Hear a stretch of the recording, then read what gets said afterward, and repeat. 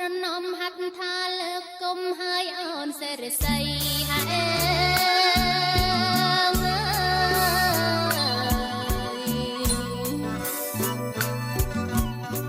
លើកបាត់ទំនងសូមច្រៀងចាប់បីបងប្អូនប្រុងស្រីប្រណីស្ដាប់ផ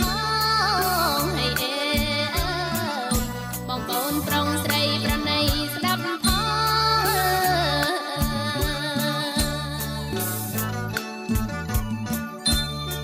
ខ្ញុំច្រៀងរឿងពិតមិនខ្លាយមានមេត្តាយាយជួយស្រាយចំណាំ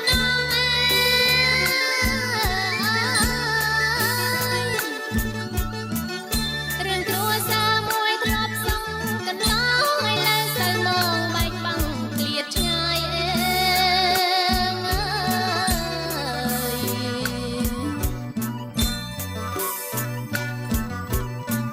បងប្អូន6នាក់ឆ្លោះព្រួង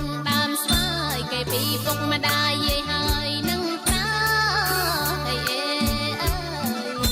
គេពីពុកម្ដាយយាយហើយនឹងតា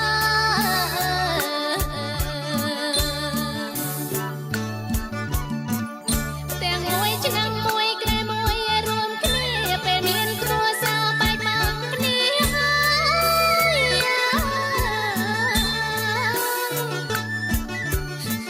ត្រូវតែរំលំស្វាយអើយស្វាយមានម៉ែក6ក្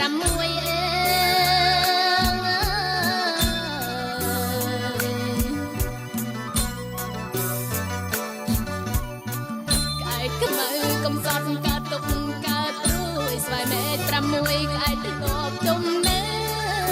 ហើយស្វាយម៉ែក6ក្អែកទៅតបទុំនៅ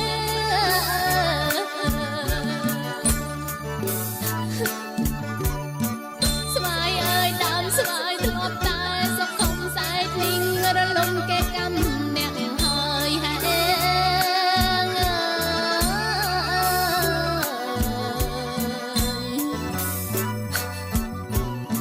ខ្ញុំច្រៀងទៅទៀតឡើ